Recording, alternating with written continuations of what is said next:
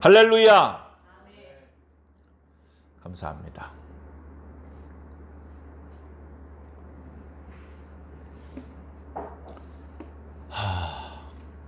예배 때 예배가 시작되기 전에 일찍 교회에 와서 기도합니다.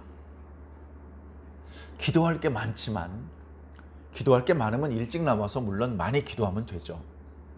그런데 이제 곧 예배가 시작할 그 시간이 되면 기도를 길게 할 수 없잖아요. 그 얼마 안 되는 시간에는 주로 무엇을 기도하느냐 하면 하나님 오늘 예배를 통해서 은혜 많이 받게 해주세요. 우리 목사님 힘 주셔서 우리 목사님을 통해서 은혜의 말씀이 쏟아지게 해주세요. 그래서 내가 은혜가 충만하게 해주세요. 그렇게 기도합니다. 저도 그렇게 기도했었고 그렇게 기도할 때마다 충만한 은혜를 경험을 했었습니다. 자, 그런데 지금은 제가 목사가 되어 있어요. 이제는 그렇게 기도하는 성도들이 조금은 부담스러울 때가 있습니다. 그렇게 기도하시는 대표 기도자에게 고마운 마음도 있지만 또 부담스러운 마음도 있습니다. 이것은 인간이기 때문에 그런 마음이 드는 것이기도 하고 또 신앙인이기 때문에 그런 마음이 들기도 합니다. 그래 조금은 복잡한 마음입니다. 자, 신앙인이기 때문에 은혜는 제가 줄 수 없습니다. 저는 은혜가 없어요. 제가 뭘 주고 말고 할 수가 없습니다. 은혜를 근데 누군가 받아요. 그렇다면 제가 준 건 아닙니다. 누구실까요? 하나님께서 주신 것이죠. 그러니 사실은 저도 예배를 인도하고 있고 지금 이렇게 설교를 하고 있지만 은혜를 주는 자가 아니라 저도 받고 싶은 자입니다. 물론 이상적이기는 예배를 준비하는 과정에서 예배 때 함께 은혜로 나눌 말씀을 미리 읽어보고 또 읽어보고 이 말씀 붙잡고 기도하고 그래서 예배 시간에 말씀 듣고 성도들이 은혜 받기 전에 목사님들은 기도실에서 먼저 은혜 받습니다. 그리고 거기서 받은 은혜를 잘 정리해서 강단에서 선포하는 것이죠. 그러면 성도들도 은혜를 받는 것입니다. 물론 꼭 기계적으로 그렇게 되지는 않습니다. 예배 전에 말씀을 준비할 때 그렇게 큰 은혜를 받지 못했었는데 막상 강단에서 말씀을 선포할 때 큰 은혜를 경험할 때도 있고 기도실에서는 충만한 은혜를 경험했었는데 막상 강단에서는 그 받았던 은혜를 충분히 표현하지 못할 때도 있는 것입니다. 그게 억지로 되는 게 아니더라고요. 기계적으로 되는 게 아니더라고요. 그래서 그런 생각을 했습니다. 목사는 당연히 항상 최선을 다해서 준비를 해야 됩니다. 그런데 플러스 알파, 성도들도 준비를 해야 되는 것이죠. 성도들이 본문을 정하고 말씀을 미리 읽어보고 그런 건 아니지 않습니까? 그러나 성도들은 하나님 오늘 은혜 주세요. 오늘도 은혜 받고 싶습니다. 하나님 피곤한데도 왔습니다. 하나님 도와주세요. 이런 어떤 간절한 마음, 갈급한 마음, 교회를 막 뛰어 들어옵니다. 예배 시간이 8시인데 8시 20분에 들어옵니다. 왜 지각했어요? 야단치면 안 돼요. 다 그만한 사정이 있는 겁니다. 늦게라도 와서 한 토막이라도 받으려고 온 겁니다. 잘 오셨습니다. 그리고 기도합니다. 하나님 조금 늦었는데 죄송합니다. 아직 그래도 말씀이 끝나지 않았네요. 말씀 후반부를 들으면서 큰 은혜 받게 해주세요. 그러고 기도하고 또 말씀 듣는 겁니다. 그러면 마치 어린아이가 엄마의 젖을 힘차게 빨아당기는 것처럼 목사는 큰 은혜를 받지 못하고 예배 말씀을 이렇게 준비를 잘 못해 부족했는데 그런데 은혜가 콸콸콸콸 쏟아질 때가 있어요. 왜? 막 빨아당기니까. 그런가 하면 목사님이 잔뜩 준비를 했어. 터질 것 같아. 그래 강단에 딱 섰는데 졸고 있고 딴 생각하고 있고 핸드폰 보고 있고 이런 게 보이잖아요. 그럼 입이 닫혀요. 입이 닫혀요. 돼지에게 진주를 던질 수 없지. 인간적으로도 그런 생각이 들고요. 성령님께서도 기뻐하지 않으십니다.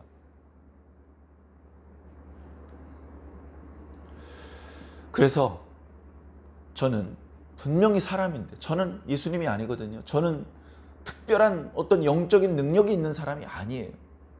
그냥 평범한 인간입니다. 그런데 이렇게까지 평범한 인간인 저를 하나님께서 도구로 사용하고 계세요.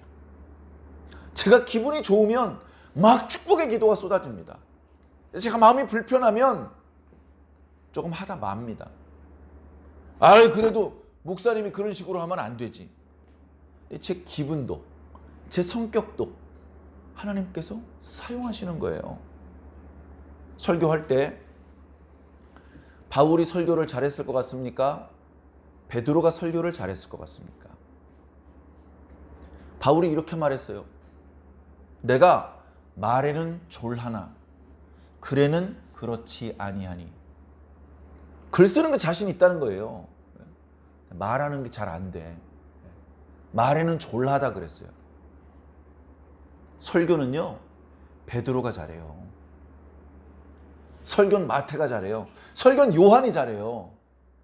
바울은요, 버벅 다 줘라.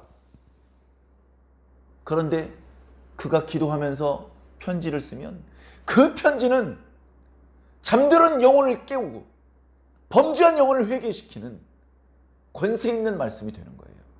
하나님께서 다 사도들도 그 사도들의 능력에 맞는 은사를 주셨고 그 성격에 맞는 재능을 주셨고 그 모든 것들을 사용하시는 겁니다.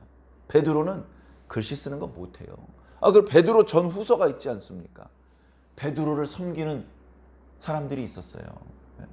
평생 베드로를 따라다니면서 거의 사도에 준하는 일을 했던 사람이 있습니다. 마가예요. 마가복음은 마가가 쓴 거죠. 그러나 마가가 베드로의 듣기 듣고 쓴 거예요. 신약 성경은 사도가 써야만 성경으로 인정받을 수 있습니다. 마가는 사도가 아니었잖아요. 괜찮아요. 마가복음은 베드로의 권위가 있습니다. 누가는 사도가 아니었잖아요. 누가복음에는 바울의 권위가 있습니다. 그렇기 때문에 사도가 직접 쓴 것이 아닌데도 불구하고 성경이 될 수 있었던 것이죠. 자, 어찌되었건 하나님께서는 이렇게 연약한 저와 여러분들을 당신의 도구로 사용하십니다. 그래, 고민이 많습니다. 예배를 준비해야 되는데 지금 이렇게 막 은혜 달라고 하나님 막 옷자락 잡아당기고 하나님 수염 잡아당기고 그러고 기도를 하고 있는데 내가 어떻게 은혜를 줄 수가 없는데 어떡하지? 그런 기도를 들으면 이쪽에서 더 아이고 주여 살려주시옵소서 그렇게 기도를 하게 됩니다. 제가 사람이기 때문에 하나님께서 주시는 것을 더 효과적으로 아무 잡음 없이 선명하게 하나님의 음성 그대로 전달하지 못할 때가 더러 많이 있습니다. 너그럽게 용서해 주시기 바랍니다. 그러나 너무너무 부족하고 심지어 답답한 지경이지만 그러나 저를 통해서 여러분들이 알아야 되고 여러분들이 느껴야 되고 여러분들이 믿어야 될 내용은 하나도 빠짐없이 전달되게 하신다고 저는 믿습니다. 그걸 제가 다 컨트롤할 수가 없어요. 저는 그냥 하나님께 맡기고 가는 겁니다. 어떻게 보면 저는 아주 꼼꼼하게 설교를 준비하는 편은 아닌 것 같습니다. 평소에 성경을 읽고 평소에 기도를 합니다. 그리고 그날 그 본문을 집중적으로 보죠. 어떻게 보면 상당히 준비가 부실한 설교 같은데 그런데 항상 죽을 쓰는 게 아니라 하나님께서 저를 불쌍히 여기시고 제 말씀을 듣고 구원받아야 될 여러분들을 불쌍히 여겨주셔서 뭔가 주십니다. 뭔가 주셔요. 그게 뭔지는 명시적으로 말씀드리기 어렵습니다. 옛날에 어떤 코미디언이, 그때는 개그맨이라는 표현을 잘 쓰지 않을 때니까 희극 배우라는 의미로 코미디언이라고 불렀는데, 어떤 코미디언이 뭔가 보여드리겠습니다, 그런 말로, 그런 유행어로 많은 사람들을 웃겼죠. 전혀 뭔가 못 보여줄 것 같이 생겼는데 자꾸 가만 계셔보세요. 제가 뭔가 보여드리겠습니다. 사랑하는 성도 여러분, 저는요 여러분들에게 뭔가 보여드릴 게 없어요. 저는 가진 게 없어요. 저는요 미천이 거덜났어요. 바닥에 드러났어요. 그런데 여러분들이 뭔가 배우셨다면, 그런데 여러분들이 뭔가 느끼셨다면 제가 드린 게 아니고 하나님께서 주신 겁니다. 별로 준비를 잘 못했는데도 짜임새 있는 설교를 했고 듣는 성도들이 크게 공감을 하고 감동을 받았다면 사람이 한 게 아닙니다. 하나님께서 해주신 겁니다. 그래, 하나님께서 또 해주시겠지, 그런 생각에 불성실하게 또 말씀을 준비하거나 하면 안 되겠죠. 목회자는 어떤 상황에 되었든 최선을 다해야 되고, 그리고 하나님께서 내가 준비한 것 이상의 더 좋은 하늘의 것으로 채워주시기를 간절히 고대하는 마음으로 저도 기도하고 여러분들도 기도하고, 그러면서 예배가 시작되는 겁니다.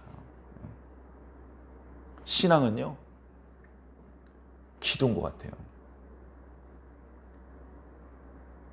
믿음이 큰 사람은 어떤 사람이 믿음이 큰 사람이죠? 기도가 많은 사람이 믿음이 큰 사람입니다. 기도하면 들어주신다 믿기 때문에 기도하는 거예요. 기도 왜 안 해요? 기독교인들이 기도의 중요성을 모를까요? 교회 오는 첫날부터 기도. 예배 시간에도 준비 기도하지, 대표 기도하지, 목사님 기도하지, 뭐 계속 기도잖아요. 그런데 이렇게 보면 늘 기도하시는 분이 있어요. 늘. 아이고 또 기도하시네. 뭐 이렇게 기도할 게 많아. 목사인 나도 저렇게까지 기도할 게 없는데. 아니 1시간 기도하면 더 기도할 게 없더라고. 그 옆에서 목사님은 그래도 1시간씩이나 하세요. 믿음이 큰 사람은 기도가 많아요. 기도가 많아. 무릎 꿇고 기도하고, 눈 감고 무릎 꿇고 기도하고, 눈 뜨고 서서 기도하고, 계속 기도하는 거예요. 왜? 믿음이 크니까. 기도하면 들으신다는 거예요. 그런데 믿음이 작아. 믿음이. 기도해봤자 안 들으실 것 같아. 근데 기도하겠습니까? 아무도 없는데 혼자 남아서 밤새 기도하겠습니까? 기도해봤자 안 들으실 것 같은데? 절대 밤늦게 혼자 남아서 밤새 기도 못합니다. 그래, 신앙은 기도인 것 같아요.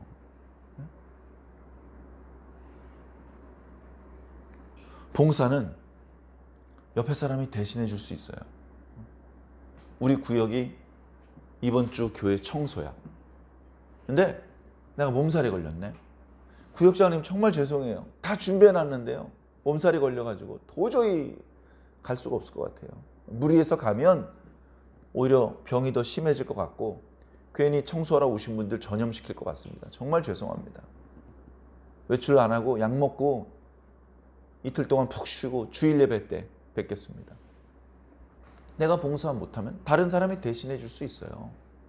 내가 전도 못하면 또 다른 사람이 와서 전도할 수 있어요. 근데 내가 내 기도를 못하면 누가 날 위해서 기도해 줘? 누군가 날 위해서 기도해 주는데 그건 그 사람 기도고 내 기도는 내가 해야 되는 거예요. 누가 대신해 줄 수 없어.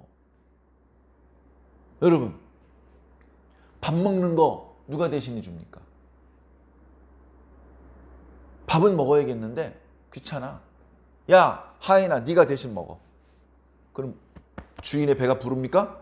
안 불러요. 자기가 직접 먹어야 돼. 직접 삼켜야 돼. 화장실 너무너무 화장실 가고 싶은데 귀찮아. 야, 종들아, 네가 대신 다녀와라.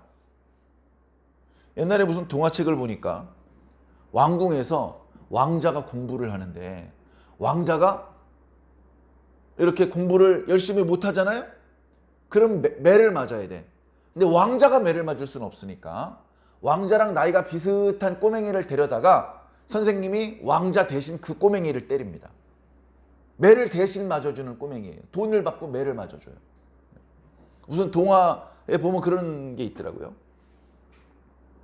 그건 대신해 줄 수 있는지 몰라도 여러분 밥 먹는 거, 화장실 가는 거, 영적으로는 기도하는 거 절대 누가 대신해 줄 수. 아이고 우리 교회는 성도들이 기도 하나도 안 해도 된대. 왜? 목사님이 대신 다 기도해 준대. 그럼 목사님은 천국 가겠지만 성도들은 못 갑니다. 목사님이 성도들 위해서 당연히 기도해 드리죠. 근데 그것 때문에 성도들은 기도 안 해도 되느냐? 아니요, 해야 돼요. 자기 기도 자기가 해야 됩니다. 신앙은요, 결국 내가 하는 거예요. 기도하는 게 너무 힘들어. 종들 기도시켰어. 천국도 종들이 대신 가는 거야. 난 지옥 가고. 내가 직접 천국 가기를 원하면 내가 직접 기도해야 돼. 내가 직접 봉사해야 되고, 내가 직접 예배 참석해야 되고, 내가 직접 전도해야 됩니다.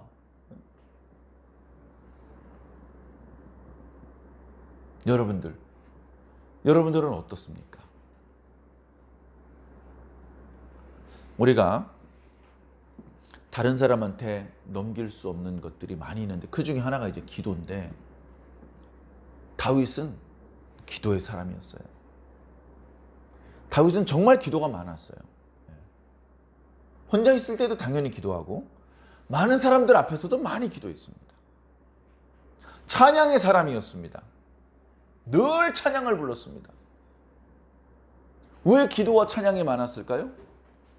하나님을 굳건하게 믿어서 그래. 하나님 바로 옆에 계신 분처럼 하나님께 기도하고 하나님께 노래를 불러드린 거예요. 믿음이 있으니까. 믿음이 없으면요, 막 노래 부르면서도 나 미친 거 아니야? 아무도 없는데 나 혼자 누구한테 뭐라는 거야 지금? 이런 생각을 하면 기도입니까 그게? 쇼하는 거죠. 아무 의미 없는 거죠.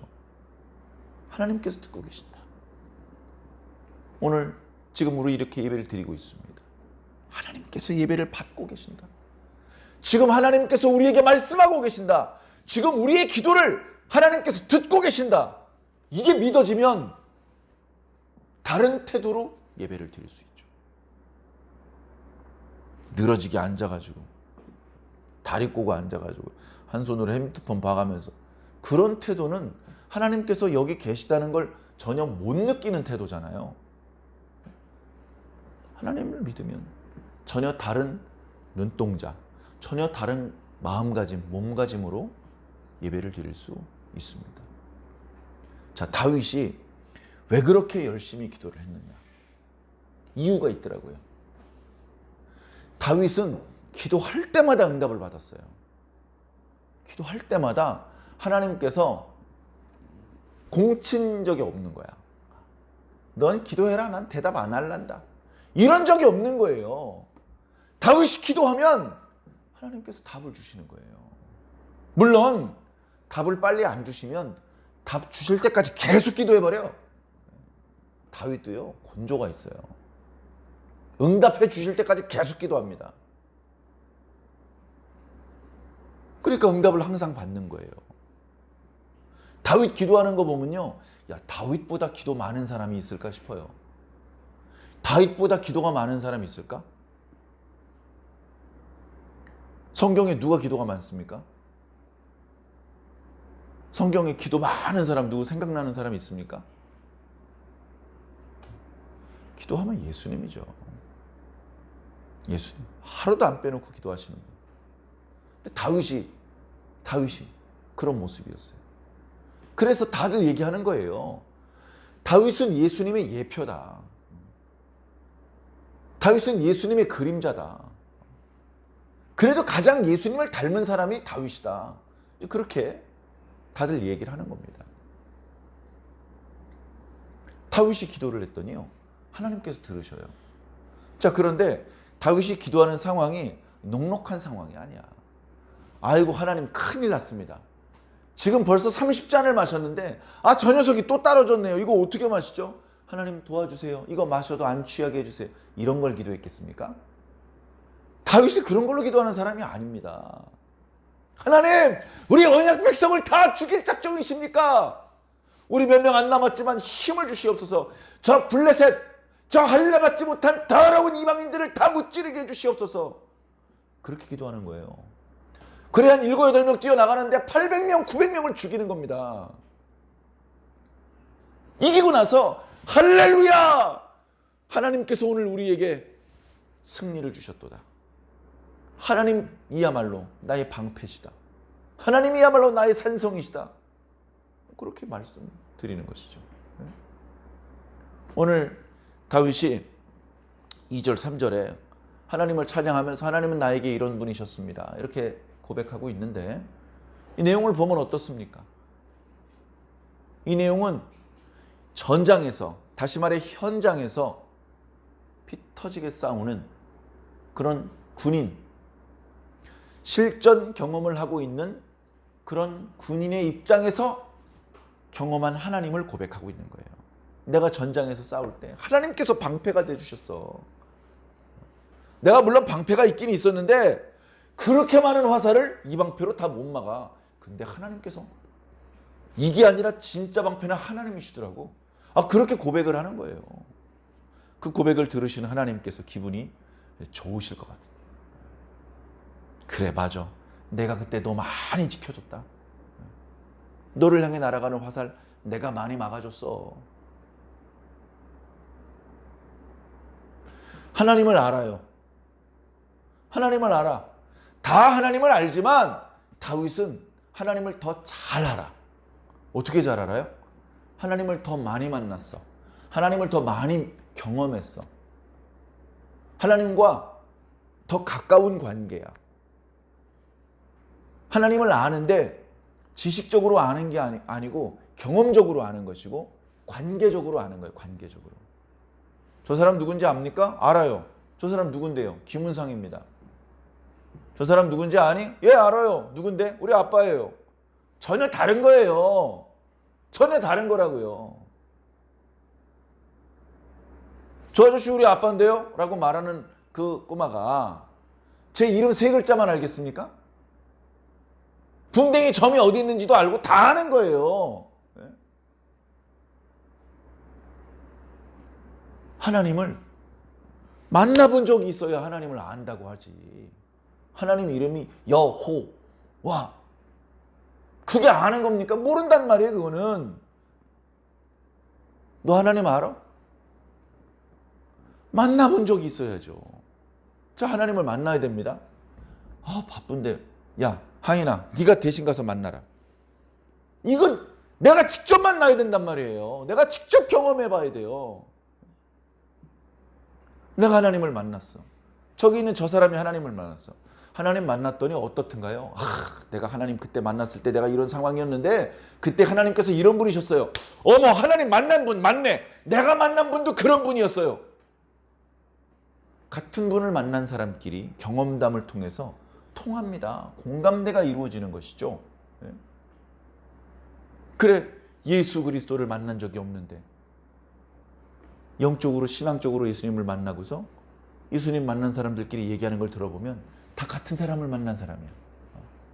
그러니까 다 형제 같고 친밀하고 친근해지는 것이죠.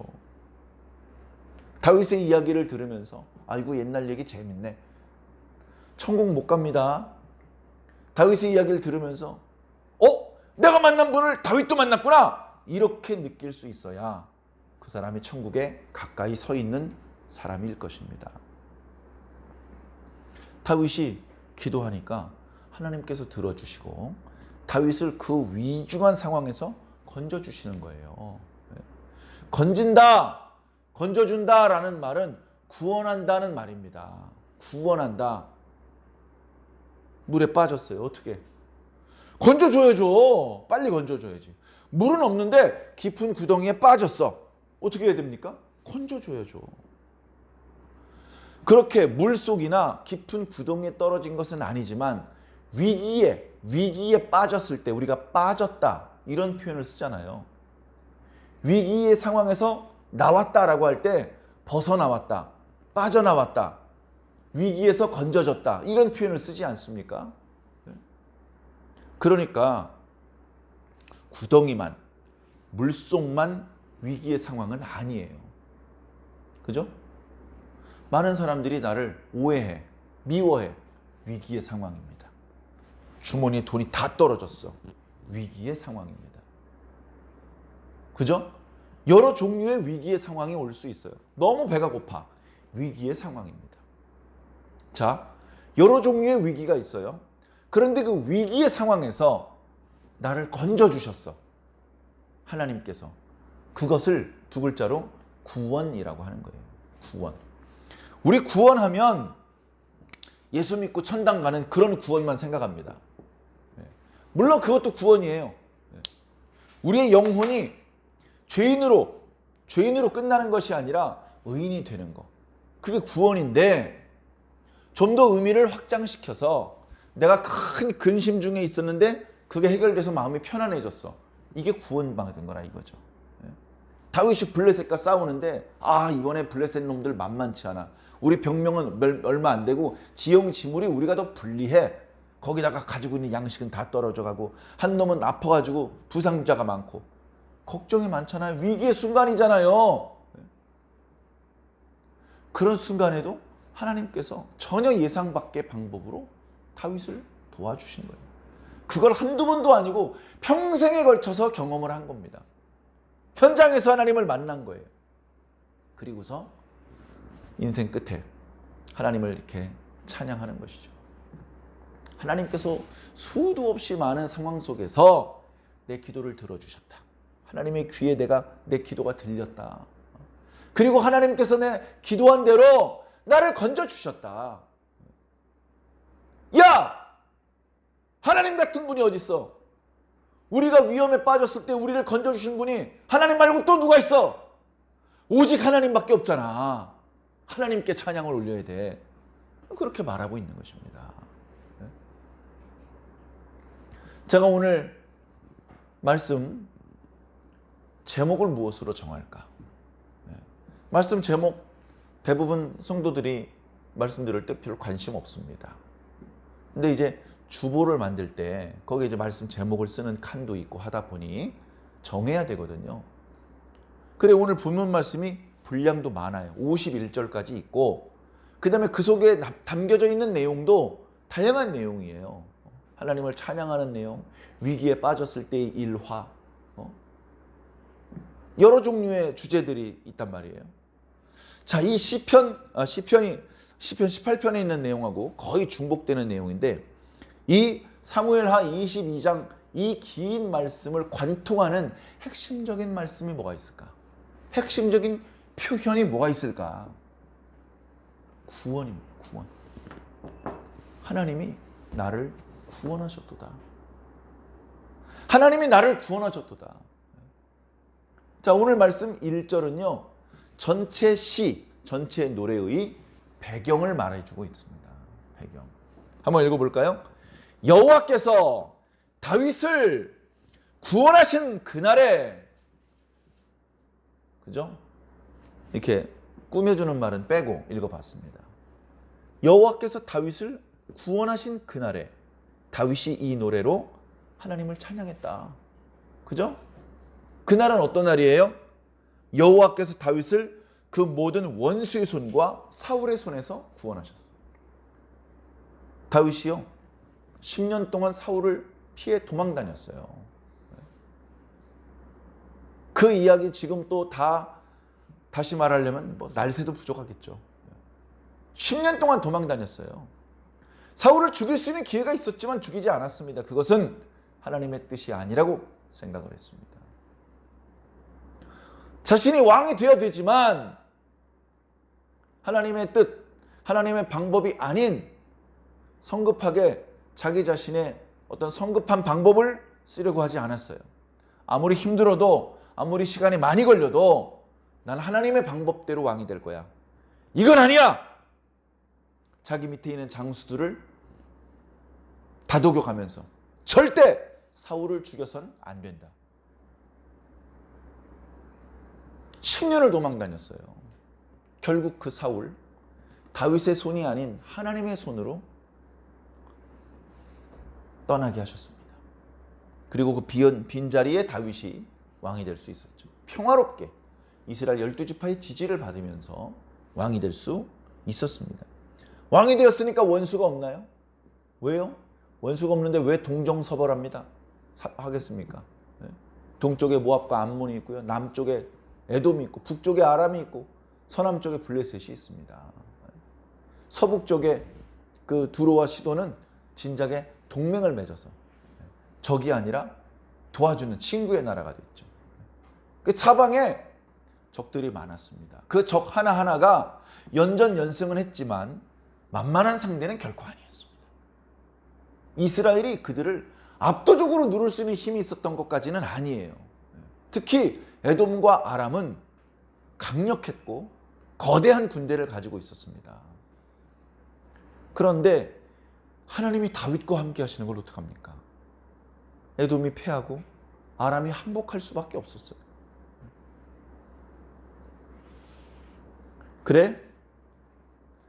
말씀을 보면 하나님께서 다윗의 기도를 들으시고 현장에 출동하십니다.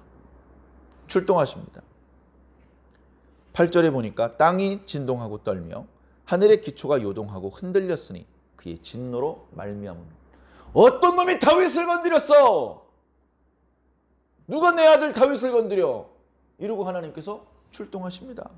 그 코에서 연기가 오르고 그 입에서 불이 나와 사르니 거기서 숯불이 핀다.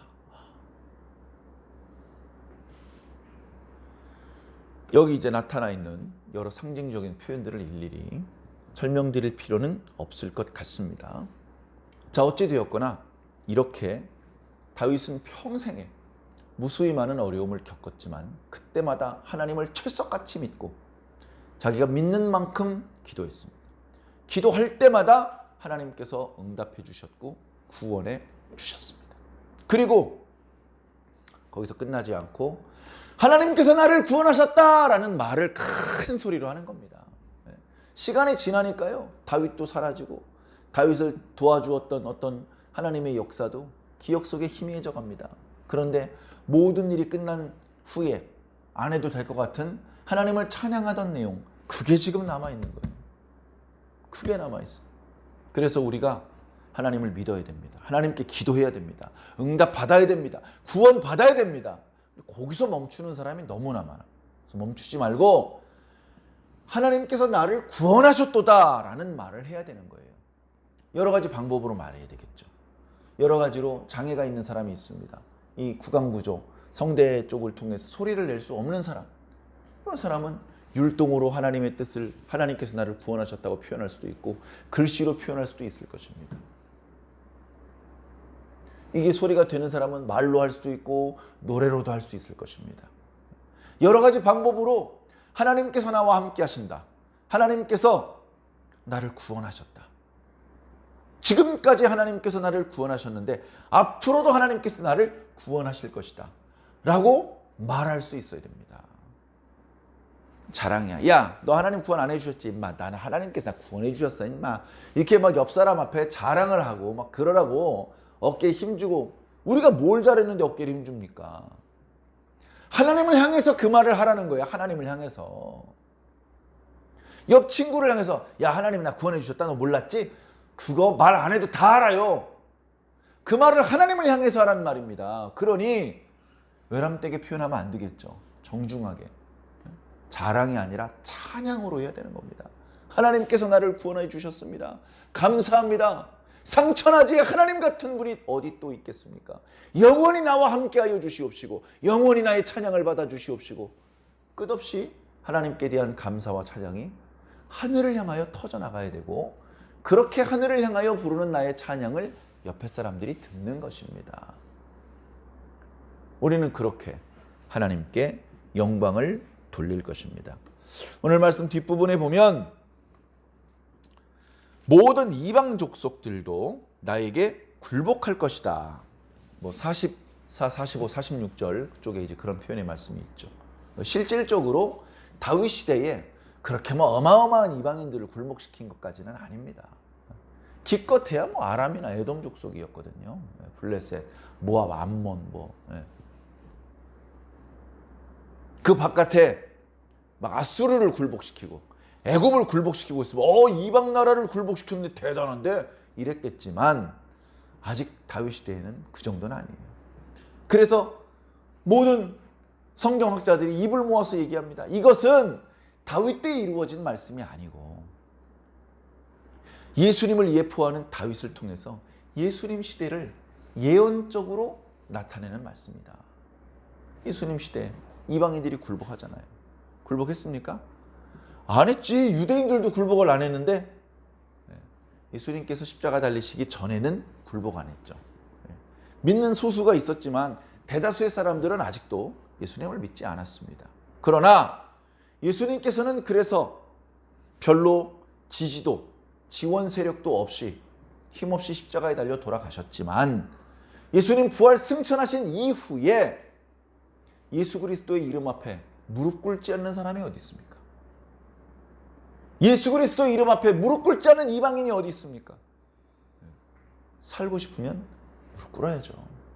무릎 꿇는 게 결코 아프거나 자존심 상하는 게 아니고 너무나 편하고 너무나 신나는 일이 되는 것입니다. 내 무릎 앞에 서 계신 분이 누구냐에 따라서 그게 아프고 자존심 상할 수도 있고요. 그게 편안하고 신나는 일이 될 수도 있어요. 우리 아버지 뺨때기를 돌린 놈, 그놈 앞에 무릎 꿇는 건요 정말 기분 나쁩니다. 그런데 내 아버지 앞에 무릎 꿇는 건요 기분 너무 좋아요. 내 친구는 아버지가 안 계신데 3년 전에 돌아가셨는데 우리 아버지는 아직도 저렇게 건강하셔서 저봐 갈비도 잘 뜯으시네. 얼마나 행복한지 몰라요. 하루 종일 무릎 꿇고 앉아 있어도 좋을 것 같아요. 내가 사랑하면 그럴 수 있는 것입니다.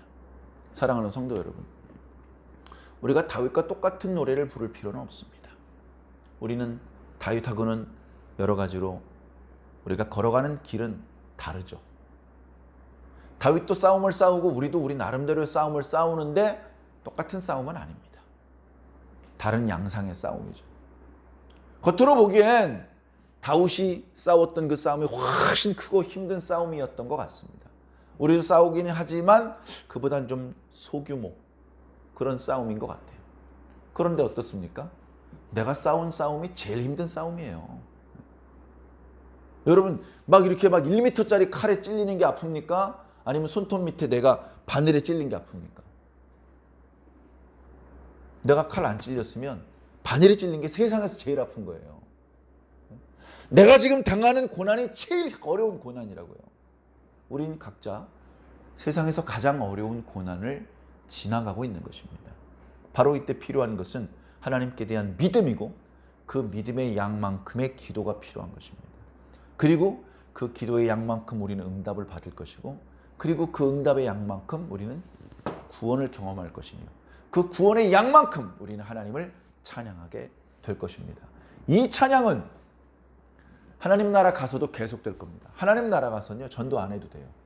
하나님 나라 교회 청소 안 해도 되고요. 주보도 안 만들어요. 하나님 나라 헌금 안 내도 돼요. 청소 아무것도 안 해도 돼요. 찬양은 계속 하셔야죠. 믿음도 소망도 필요 없지만 사랑은 계속 되셔야죠. 그 영원한 세계에 하나님을 사랑하는 마음으로 영원토록 하나님을 찬양하시기를 예수님 이름으로 간절히 축원합니다.